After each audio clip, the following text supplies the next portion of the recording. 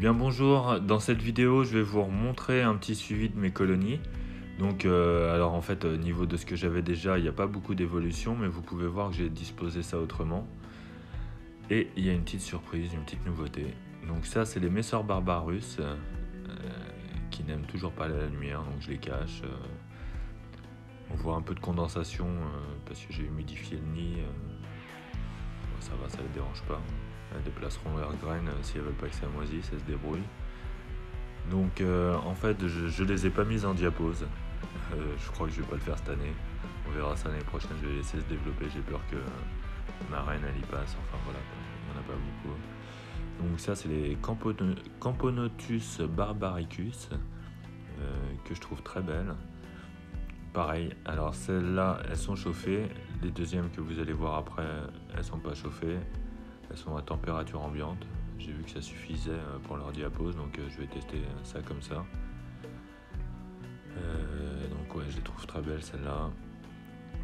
Elles commencent à boire, à aller prendre un peu de liquide sucré. Bon, pour l'instant j'ai essayé des insectes, mais elles y touchent pas.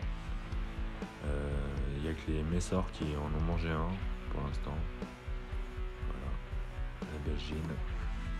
Donc il y a pareil, il y a un petit couvain avec des petits œufs. Elles ont l'air de s'en occuper toujours, donc c'est pour ça en fait que je les laissé chauffer. Voilà. Et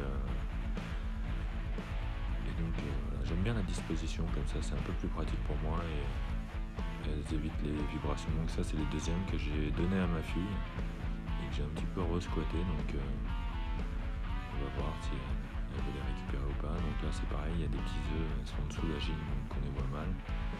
Pareil, elles s'en occupent. Voilà.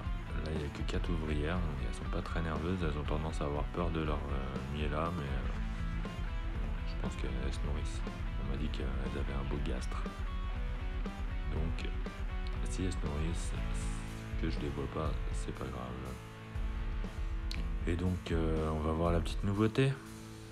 Voilà. Alors, j'ai recommandé chez Huntahouse, j'avais besoin de protéines, un petit peu de nourriture, de pipettes et tout, et donc du coup j'ai demandé avec la fourmi gratuite. C'est une Lasus niger, donc l'espèce un peu la plus répandue dans notre coin. Moi je suis en région parisienne, c'est ce qui est un peu partout, ce qu'on appelle la fourmi noire, une petite fourmi là.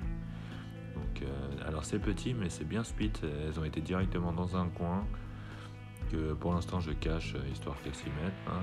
C'est l'endroit humidifié aussi par rapport au nid. Alors le nid est très grand pour elles, je sais que il faut pas le faire normalement, mais je me dis que des Lasus ça va bien se développer là-dedans, et puis là elles ont vraiment de la place, elles peuvent s'y mettre à plusieurs, il y a de quoi faire tout le tour du nid. Là on va pas le voir en entier, mais elles vont être peinards là-dedans. Voilà, je les trouve belles. J'ai compté 17, alors je suis pas sûr de mon compte, mais on n'en est pas loin. 17 ouvrières. C'est un peu flou. Voilà. Donc, et puis l'installation. J'ai mis un petit meuble dans le coin du canapé. Et j'ai une température qui est pas mal là. Donc je vous remercie d'avoir suivi.